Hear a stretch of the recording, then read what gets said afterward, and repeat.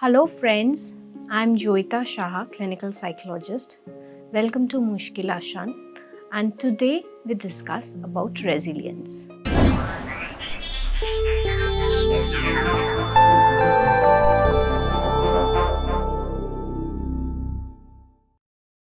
When we are in a difficulty, generally people tell us, be strong. You have the strength in yourself, you just don't realize you can overcome this. So, how do you become strong? Do you get to buy it by the dozens? Or do you get to buy it by kgs? Or do you buy it in jars? You don't get to buy strength anywhere. And even if I want to, I cannot give you my strength. Neither can your parents, your friends, or they can give you your strength. They can give you emotional support. But the strength that is within, you just have to realize that it is there. And resilience is that ability to adapt to a difficult situation and bounce back.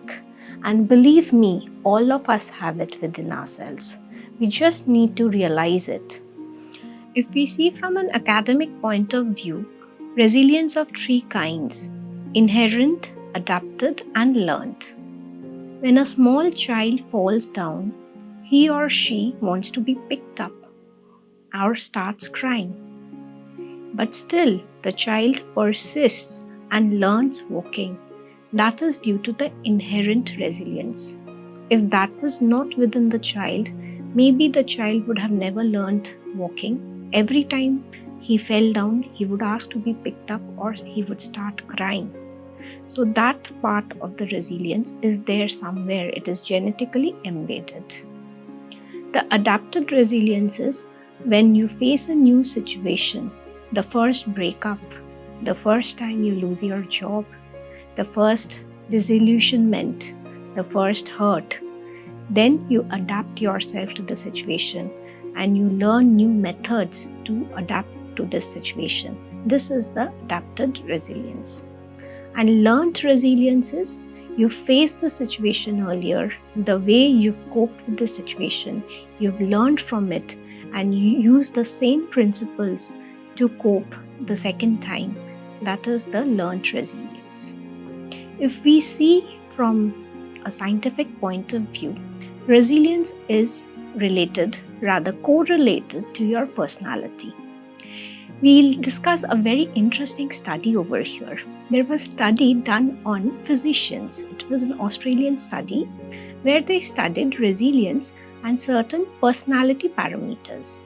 They studied the temperament and character of a person by using a questionnaire called Temperament and Character Inventory, and they measured the resilience of the doctors. It was one of the hypotheses that doctors or physicians would have high resilience since they have a lot of pressure on them, the work pressure, the demands of the society, the expectations of the society. So what they wanted to see, which personality factors, the temperament and character, are correlated with resilience. And they found out that people who are high on perseverance and high on self-directedness and low on harm avoidance, they generally tend to have high resilience. What is perseverance? Perseverance is when you don't give up. You face a failure, but you try again. You try again and again. We often say, don't give up.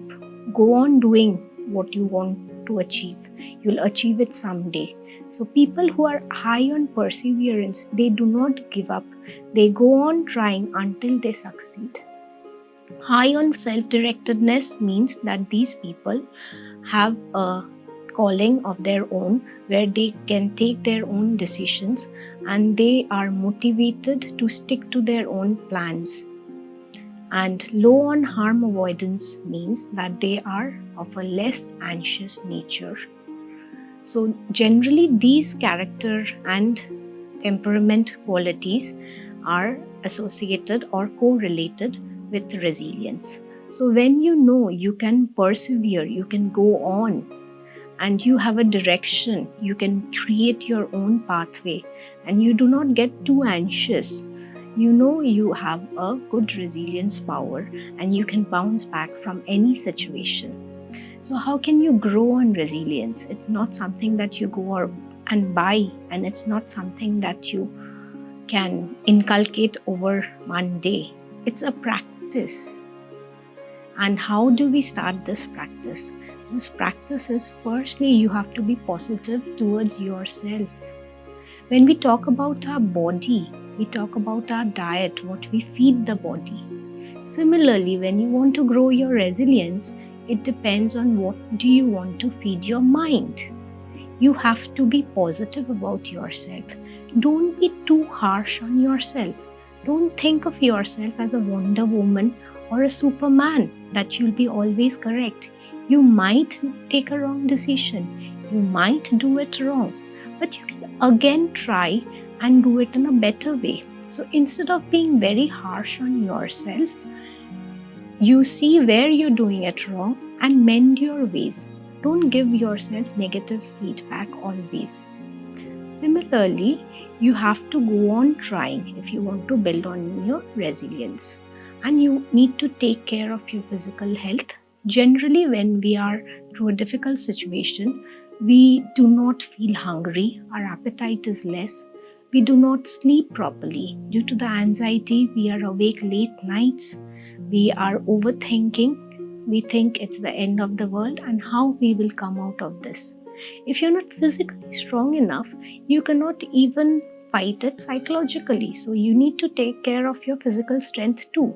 So do have your meals at proper times, do go to bed at proper time, avoid too much of use of phone, mobile, laptop.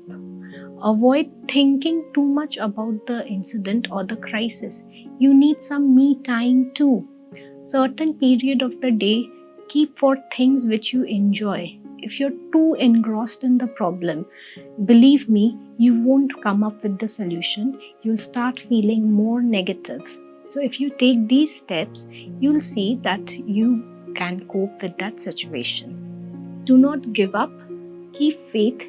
Keep confidence on yourself. And thank you for watching this video. If you like this video, do share it with others.